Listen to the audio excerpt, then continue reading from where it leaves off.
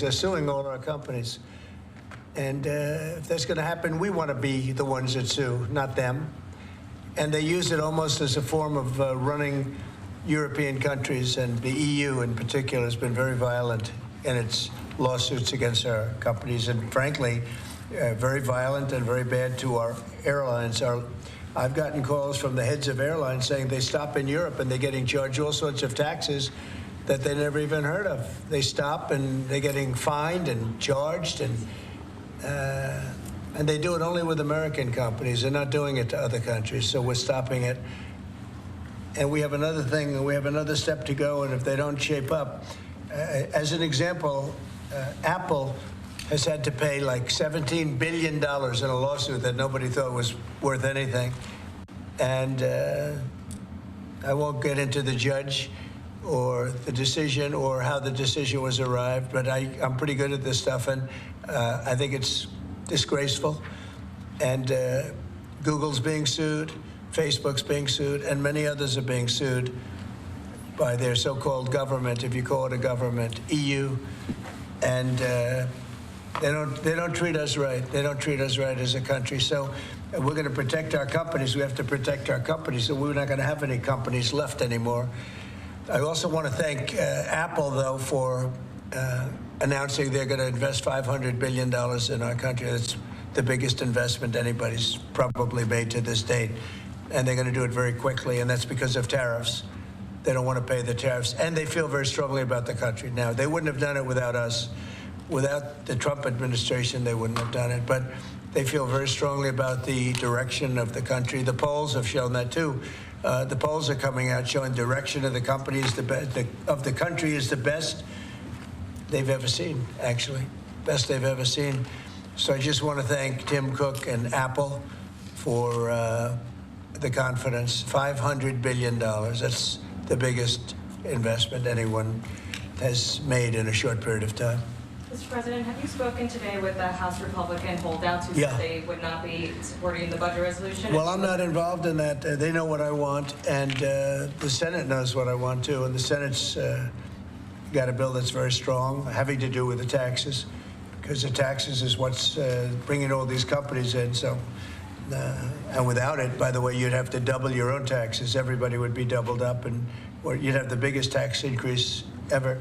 So the House has a bill and the Senate has a bill, and I'm looking at them both, and I'll make decisions. But I don't know where they are in the vote. I know the Senate's doing very well, and the House is doing very well, but each one of them has things that I like. So we'll see if we can come together. Mr. President, can you clarify, hopefully once and for all, what your expectations are with this email to federal employees? What are you going to use that information for? And do you see it as voluntary, like OPM has said, or mandatory? Yeah, well, it's somewhat voluntary, but it's also, if you don't answer, I guess you get fired. What it really is, what it is do people exist? We have this massive government with millions of people, and nobody knows who's working for the government, who's not. So what they're doing is they're sending out a letter to everybody, and they're saying, what were the things you did last week? I guess they ask for 5. And if people are working, it's easy. I could tell you 5 things I did last week. I could tell you 5 things I did 6 weeks ago, right? If they're there and they're working, they're able to say they did 5 things during work. And that means they're working and they're with us and they have no further obligation. If they're not, it could be there's no such person. It could be that the person's no longer working. They're no longer living at that address. They may be moved. Maybe they moved to a different country, or maybe the person doesn't exist. And we then take that person off the payroll, and we save a lot of money by doing that. But that's one of the only ways. I think it's a very smart thing. And it says, if you don't answer, essentially, you know, there's a penalty to pay. Like, that's the end of the job. Well, Musk has said that. The order itself doesn't say that. I think that's part of the confusion. Is he speaking for you when he says... Yeah, everybody speaks for me. I'm the one. I'll take responsibility. You know, the old statement, the buck stops here, right? Famous statement. Well, I can say the same thing. The buck stops here. No, we have to find out if people are getting paid and they're not working. And, you know, they have a problem. Let's say they have another job. And then they write in false statements. It's a big problem if they write in false statements. They may be working for somebody else but getting paid by the U.S. government. And that would mean that they're not allowed to be doing that. You know, they're not allowed to be working for us and be working for somebody else. We're paying them a lot of money. We're paying them. So we'll see. That solves that problem. Most people aren't willing to say that, you know, we're doing this, and this for the U.S. government, and yet they're at another job, because that's a big problem for them if they do that. So in some cases, they're not writing back. And if they don't write back, they end up eventually losing their job. We give them extensions, but, you know, that was something we thought about a long time ago. We give them extensions, but we'll see. We have to make sure, number one, that we have people, number two, that they're working, and number two, they're working for us, not for another company. Is it true that President Zelensky is coming on Friday to meet with you, and is the mineral deal sorted out? Yeah, I hear that. I hear that he's coming on Friday. Certainly, it's okay with me if he'd like to, and he would like to sign it together with me, and I understand that's a big deal, very big deal.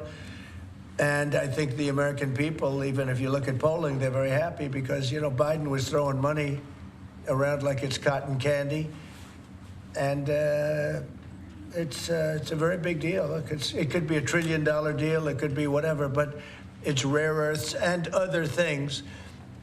And look, we're spending hundreds of billions of dollars on Ukraine and Russia fighting.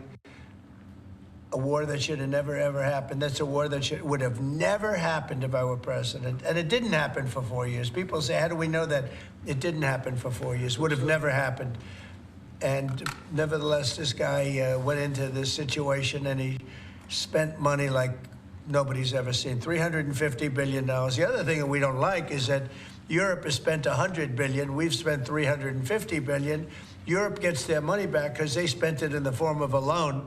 And we just gave them, whether it's 300 or 350 billion, nobody really knows. They can't even tell me the answer to that, but it means probably more than that.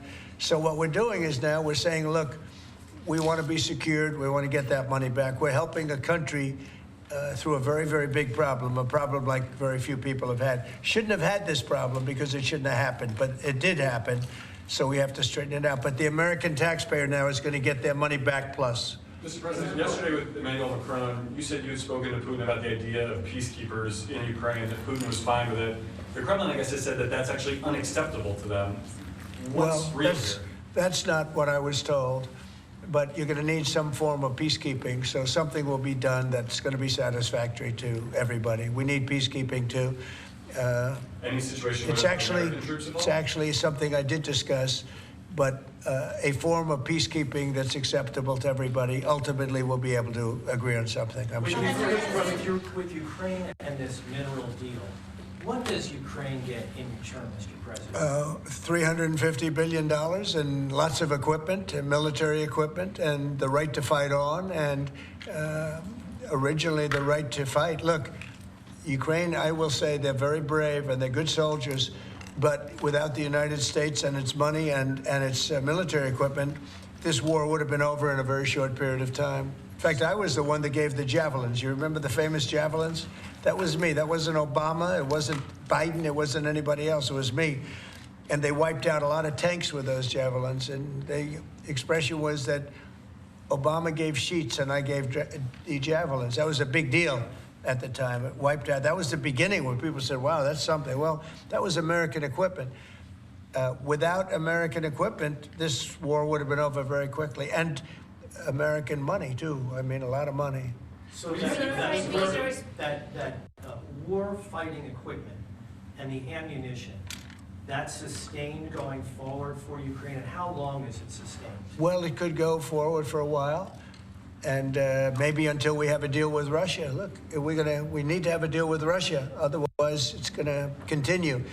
But now when Americans put up their money, the taxpayer money, and the president approves it, we're getting our money back in some form. But it could go on for a while, or it could be settled quickly. I think it's going to be settled quickly. I spoke with President Putin. I think he wants to settle it, and wants to get on with life. It's horrible. What's happening, horrible. Thousands of soldiers a week are being killed, and others too, but especially on the battlefield. Thousands a week are being killed, and we want that to end. Mr. President? Yeah, Brian? Yes. Okay. Real quickly, Carolyn Levin, your press secretary, sent an earthquake through that briefing room earlier today announcing that the WHCA would not have any control over placing media in the seats, the briefing room. Just want to get your thoughts on that. And also on Air Force One. It's trending on X. People are talking about it. Get your thoughts. Well, we're going to be now calling those shots. As you know, we won that lawsuit right there. See the Gulf of America, which is a beautiful name. Most people agree. I don't know. It's, you know, AP has been terrible. Look, I think they're radical left. I think they're third-rate reporters. I know the specific young lady that works on the account is terrible. She's a radical left lunatic, as far as I'm concerned. They don't treat us fairly. That's number one. And number two, they had no right to do that. This is the Gulf of America. And if you look at that shoreline, look at that shoreline.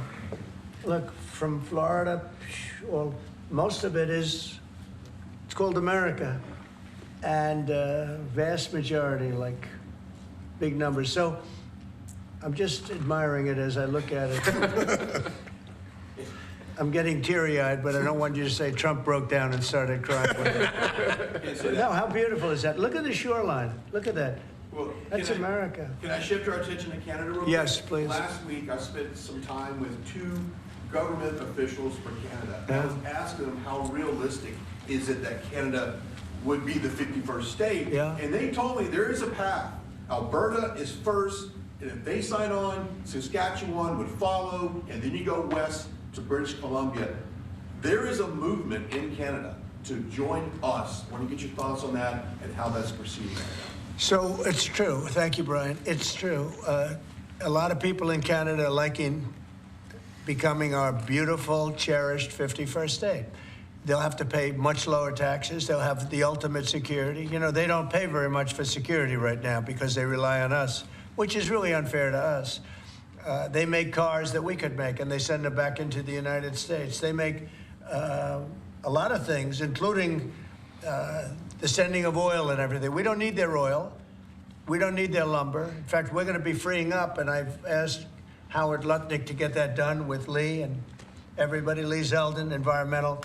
We're freeing up our forests. We're going to be able to take down trees. Right now, you know, we're so restricted environmentally. We're going to be freeing it up with an emergency order. We have an emergency order, and we're going to be freeing up our forests. We have more forests than almost anybody, and great lumber, great trees. We don't need anybody's trees. We don't need trees from Canada or anybody else. In fact, we have to put the slits, as they call them, the area, you know, 50, 60-yard area in between areas of trees. It stops the fires. And frankly, California should have been doing that for years. It's almost getting late. They're going to run out of forests the way they're going. What a shame. And by the way, the water is flowing in California. I hope you people have seen it. But the water is flowing. Do you have a picture of that? I'd hold it up. Do you have a picture of that? Get a picture of it, please. You know, we had a little skirmish in California. I can't believe we had to do that. But we opened up the water in California. The water was flowing into a place called the Pacific Ocean, which for the Pacific Ocean is only a drop. But for us, it's more water than we can use in California. So I'll get you some photographs, but it's a beautiful sight. The water is flowing in California. Beautiful water from the Pacific Northwest and beyond. And it flows down, and instead of being routed out to the Pacific Ocean, and this has been going on for 20 years more in order to take care of a certain species of fish, which wasn't doing very well without water, I can tell you. So that's a big deal. It's like not reported. It's incredible. But California has a lot of water. That's going to take care of farmers.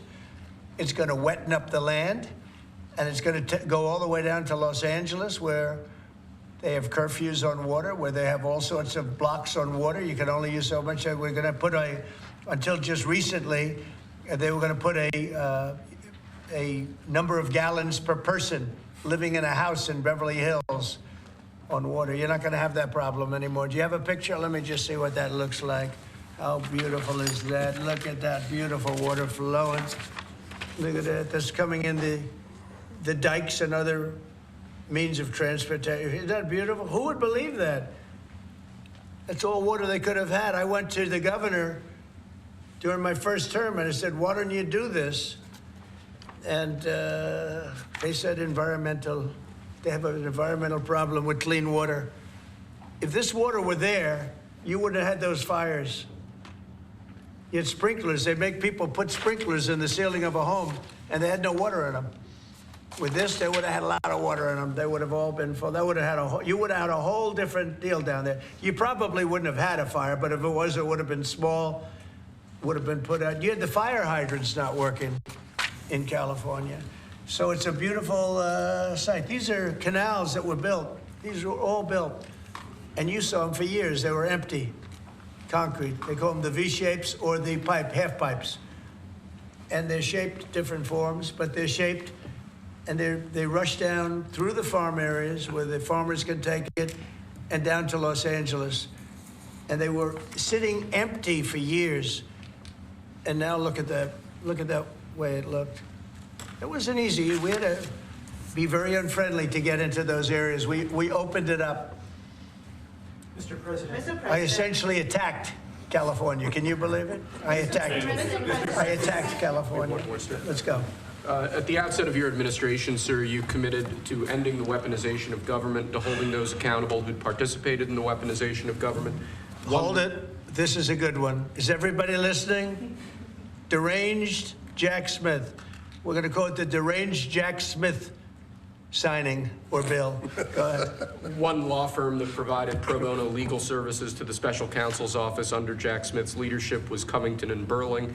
As a result of those actions, we're now going to be suspending and putting under review the security clearances for the attorneys and employees at that firm who worked with Jack Smith's team. And we're going to continue holding the people who were responsible for the weaponization of government and who supported it accountable for what they did. And you'll be doing this with other firms as time goes by, right? We're looking at sort of the whole panoply of options. The weaponization of our system by law firms, even pro bono work they're doing just in order to clog up government, stop government.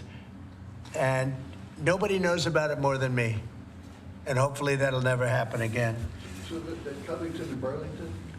Covington and Burlington. Mr. President, may I ask you a question about Europe? So long term, do you plan to maintain the number of U.S. troops? Wait, I just want to savor this one, please. Who would like this pen? Hey, why don't you send it to Jack Smith? A deranged person. Mr. President, what do you say to people who worry that targeting an individual firm or individuals who aren't Jack Smith? Excuse me, actions? I've been targeted for 4 years, longer than that. Thank you, sir. So you don't tell me about targeting. I was the target of corrupt politicians for 4 years, and then 4 years after that. So don't talk to me about targeting. Yeah, go ahead. Mr. President, there are approximately 2 million federal employees right now. By the end of your term, what do you expect that number to be? What would you like that number to be? Well, it'll be lower, but I can't tell you. Everybody knows I ran on downsizing government, but making government better. I ran on tariffs and making our country rich, and that's what's going to do. We're going to be doing something else that's going to be very, very good. We're going to be selling a gold card. You have a green card. This is a gold card. We're going to be putting a price on that card of about $5 million, and that's going to give you green card privileges plus. It's going to be a route to citizenship, and wealthy people will be coming into our country by buying this card. They'll be wealthy, and they'll be successful, and they'll be spending a lot of money and paying a lot of taxes and employing a lot of people. And we think it's going to be extremely successful.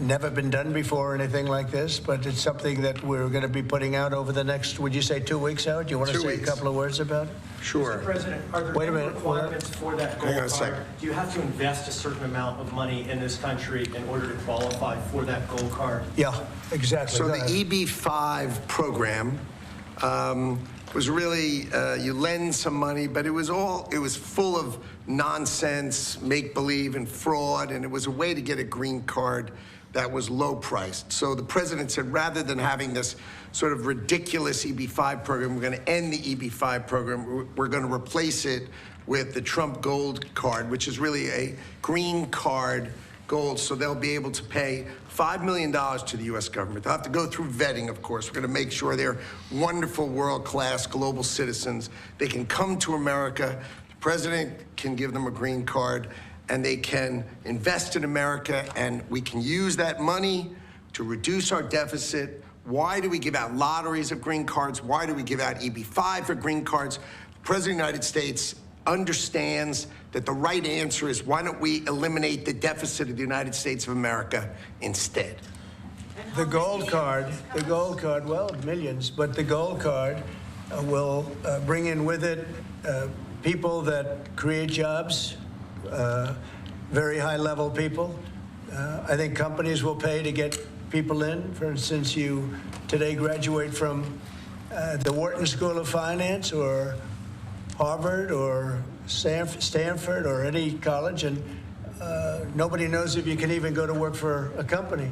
So Apple and all these companies that want to get people to be working for them will be able to buy a card, and for the people that are number one in their class at top schools, I see that as one of the things. But generally speaking, it'll be people with money and people that create jobs, and they won't have to pay any tax on income outside of the United States, which they're not paying right now. They're not citizens, but they'll have to pay if they create jobs in the United States. They'll pay full taxes like everybody else. So you're getting big taxpayers, big job producers, and we'll be able to sell maybe 1 million of these cards, maybe more than that. And if you add up the numbers, they're pretty good. As an example, 1 million cards would be worth $5 trillion. $5 trillion. Wow. And if you sell 10 million of the cards, that's a total of $50 trillion. Well, we have 35 trillion in debt. That'd be nice. So we'll see. But it could be great. Maybe it will be fantastic. We have it all worked out from the legal standpoint. It's totally legal to do. Hasn't been done before. It's been done in many different forms. We give them away. Why should we give them away? We shouldn't give them away. And I think it's something very exciting. I think it's potentially just something that we're all very excited about. So it's a gold card. It's somewhat like a green card, but at a higher level of sophistication. It's a road to citizenship for people. And essentially people of wealth or people of great talent, where people of wealth pay for those people of talent to get in, meaning companies will pay for people to get in and to have long-term status in the country. And I think it's something we're very, very happy about. Would you have anything to say about that?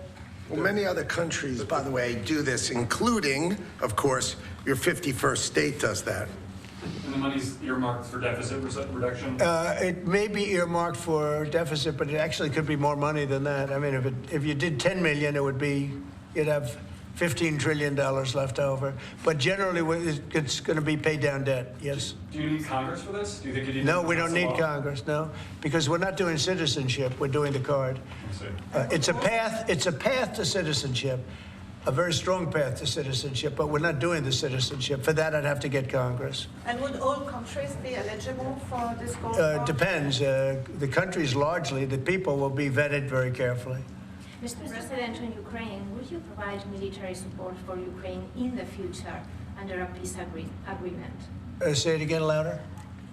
Would you provide military support for Ukraine in the future as part You mean of like a peace security? agreement? Yeah. Well, people are going to do it. I think Europe will largely be responsible for that. But European countries will be responsible. But Macron asked for a U.S. backup. Well, we'll see. I mean, right now we're just in the process of negotiating. We've pretty much negotiated our deal on raw earth and various other things.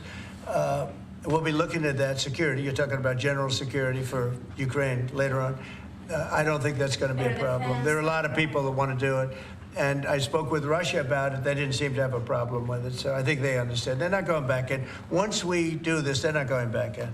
So much on that gold card, aircraft. Would the U.S. provide, for instance, air defense? Well, I just told you, right now we're not providing anything. You know, it's about Europe, too. Europe put in $100 billion, and we put in $350 billion. It's not a fair thing. You know, we would normally say, and I say it now anyway, but we want equalization. They should put up actually more money than us because they're right there. We have an ocean in between.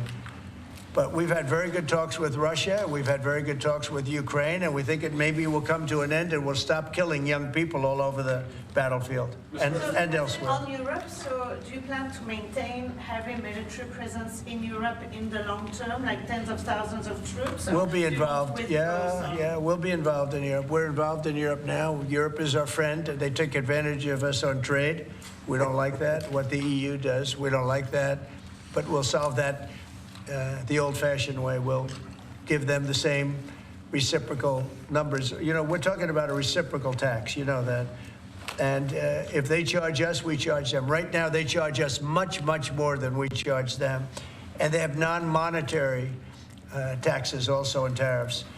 And we're going to change that. It's all changing. It's all changing. We're not going to be the people that we were. We had people in this office sitting right at this desk or another model of this desk, because as you know, the other desk is right now being refurbished. Is Steve Witkoff delaying his trip to the Middle East? No, not that I know of. No, Steve. And the Middle East has been great. Saudi Arabia has treated us really well. They really have. And I think Qatar has treated us very well too. They want to get that whole mess ended in the Middle East. You know, we don't even talk about that anymore. You guys haven't asked one question about the Middle East, but the Middle East seems to be doing relatively well. May I ask about the Middle East, sir, about the Middle East? For months, even before you were elected in November, you've spoken about your desire to free all of those hostages that have been held by Hamas since October the 7th, a year and a half ago. And just a few weeks ago, you gave an ultimatum. You said if they're not all released by noon on February the 15th, there would be hell to pay. Is Hamas thumbing their nose at you, Mr. President? No, I think the opposite. So, as you know, they weren't going to release any more hostages. And I said there's going to be hell to pay. And then they agreed that they were going to release the hostages that they had agreed to release, plus an extra one. And so that you could say that was a big difference. But I said it from that point, it's up to Bibi Netanyahu and Israel. I may have taken a different stance. But they did release, they went back to releasing the hostages. But if you remember, they said we weren't going to release any. They've totally ended it. And I said, well, they're not going to release any. They'll be held to pay. And but the rest is really up to him. What I may have done it differently than him. It's not my decision, it's his decision.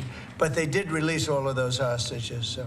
Mr. President, when you spoke to Vladimir Putin, did he raise or did you discuss at all the possibility of a minerals deal on the Ukrainian land that Russia now controls? I didn't discuss it, no. I'd like to buy minerals on Russian land, too, if we can. The rare earth. They have very good rare earth also. They both do, I would say that. And oil and gas. Look, it's a great thing. If we sell this, it's great for Russia, too, because we can do deals there. They have very valuable land that isn't utilized. So something like that could take place, yeah. Have you put raising or lifting sanctions against Russia on the table as your No, we haven't lifted any sanctions on anybody. on the table as part of any negotiation? I guess it will be at some point, but right now we haven't agreed to lift sanctions on anybody. On that gold card, getting back to that, I'm fascinated by this, Mr. President. You should be fascinated by it. Your taxes will go down to nothing. Would a Russian oligarch be eligible for a gold card? Yeah, possibly. Hey, I know some Russian oligarchs that are very nice people. It's possible. They're not quite as wealthy as they used to be. They're not as wealthy as they used to be. I think they can afford. I think they can afford $5 million. So they have No, a lot of people are going to want they would be eligible. to. A lot of people are going to want to be in this country, and they'll be able to work and provide jobs, and build companies, and pay taxes. All of those things. It's an incredible. It's an incredible thing. I mean, this is the group that is the first to hear it. Nobody's heard about it. Nobody ever thought about it. But we've been thinking about it very, very strongly over the last week. And I was going to announce it sometime next week, and I figured, why not? We have a lot of cameras blazing right now. We might as well do it now. We'll have Caroline announce it the next time. No, it's a great thing. The gold card. Remember the words, the gold card. Somebody said, can we call it the Trump gold card? I said, if it helps, use the name Trump. I'll give it to you for free. Mr. President, you probably just launched 10,000 stories. Do you want to elaborate a little bit more on what Russian oligarchs you know? I know. Isn't it interesting how many stories we do tell? And they all turn out to be true, and they all turn out to be ultimately correct. You know, Trump was right about everything. Do you have one of those Trump was right about everything hats? I'm going to give it to this gentleman. Get me one of them. But they're all going to be vetted. Everybody who comes in gets vetted, okay? They get vetted, so you got to, you know. We're going to begin in 2 weeks. About 2 weeks. The sale will start in about 2 weeks. Mr. President, do you see a more active role for Zelensky now, given the status? I hope so. I mean, look, I think that we want to get that country back on its feet. And right now, it's been destroyed. And so, here, give me this here. Give me all of them. Look. Yes. See that? Trump was right about everything. It just came in. Somebody sent, I said, this was sent in by a fan. I said, I think we should make some of them, right? But we were, pretty much. You want one? I'll pass. Are you allowed to take one? Because he'll consider it. I know him well. He's sort of a stiff. I said you were right. Brian, you're not a stiff. He's sort of a stiff guy. You know? He'll take other things, but not a free hat. Always say yes to the president. Always say yes to the Would president. anybody like one? Mr. President, an easy question perhaps for you. Maybe it's difficult. I'm going to ask you this question about the Who do you work for? I work for 2 news organizations. Who? I work for 2 news organizations. Yeah, who are they? I work for Gray Television, America's second largest broadcaster, and I work for iHeartRadio. So there you go. But let me ask you the easier, tough question, Mr. President. The Philadelphia Eagles won the Super Bowl. Are they being extended an invitation? They will be. We haven't yet, but we will be. I thought it was a great performance by them. And absolutely, they'll be extended that invitation. Would you do that right away, by the way? Sir. We'll do it right away. We're going to do it sometime today. And they deserve to be down here, and we hope to see them. We have a lot of teams. We just had the great hockey team, as you know, Florida come here. We have many of the great athletes come that win things. What's the main obstacle holding up this PGA Tour Live Golf? Well, they have to get together. You know, they've had a lot of discussion back and forth. They both are meaning well, and a deal will ultimately happen. I think it'll happen pretty quickly. It'd be nice to see the golfers, the best golfers, be able to play against each other. What's your role been in this whole process? Just to help expedite it. Tiger was here. Adam Scott was here. Jay Monahan was here the other day. Just to really help expedite it. We had Yasser here from Saudi Arabia, great guy. These are all great people, and they want to work it out. So if I can help them work it out, I don't get anything out of it. If I can help them work it out. I just think golf, it's very much of an individual sport, and you want to see the best players playing against each other, not playing in 2 different locations, right? What's going to be more challenging, a PGA Live deal or Russia-Ukraine deal? I think the PGA deal is much more complicated. Sir, may I ask you the Middle East question, if I may? What's your take on what's happening in the West Bank and what Israel Well, is doing it's some movement up there that a lot of people are concerned about. And there's been a lot of Israeli movement. They're up there for a reason. All of a sudden, maybe they're not feeling so good about that. So that would be terrible. I hope that doesn't happen. But there is movement up there that nobody knew about. Right? You know that, right? Yeah, and when you say, are you concerned about it as well? I'm concerned about everything. I want the world to be peaceful. You know, when I left here, we had no war. We had defeated ISIS in less than 4 weeks. In fact, I took the general that defeated ISIS and I put him in charge of the whole ball game, because that's what we want. We want winners. Raisin Cane, you know, Raisin. When I heard that name, I said, I like that name. That's the kind of general I like. So we'll see. But he was great. He's a great soldier. Not a politician, a soldier, a real soldier. You know that, Brian. This guy was the real. This guy's the story a million times. Yeah, this guy's the real deal. He is. And I think he's going to do a great job. But think of it. We had no wars. We had no problems. We had no inflation. We had no problems. And then all of a sudden you have October 7th in Israel, which was horrible. And then you see what happened with Ukraine. Russia would have never gone in if the election weren't rigged. It was a rigged election. The 2020 election was rigged. And we got out of it. And you see what happened You see what happened to our country? Inflation, Afghanistan, that horrible withdrawal from Afghanistan. I think when Russia saw what happened in Afghanistan, they said, wow, it's a paper tiger. We're not a paper tiger. We are the strongest military force in the world. And by the way, Pete Hegseth is doing a great job. But we didn't have wars. We didn't have inflation. We had a strong border. We had everything going good. And then Biden got in, and he's, my opinion, the worst president in the history of our country. I think Jimmy Carter was a very happy man when he passed away 2 weeks ago. What are you expecting at the cabinet meeting tomorrow? It's going to be a cabinet meeting, and I'll preside. Unlike Biden, I'll preside over my own cabinet meeting. Mr. President, how would you compare your cabinet in your second term to your cabinet that you had in your first term? Well, I had some great people my second term. I think this is deeper. I think it's better because it's deeper. I had some people that I didn't really like too much in my cabinet, but I didn't know Washington then. I was a New York person. I knew New York intimately, but I had to rely on people. I had great people. Look, we got the biggest tax cuts in history. I rebuilt the military. But we did so much. We did unbelievable. Even right to try. Somebody was saying today they were saved by right to try. We did right to try medically. We did transparency medically. That was a big thing, but Biden canceled that one. He didn't cancel right to try, which is interesting. He didn't cancel Space Force. He was going to cancel Space Force. Space Force is turning out to be invaluable. Amazing. We created Space Force. But think of it. We rebuilt our entire military, and now we're going to have to patch it up a little bit again because of what's happened.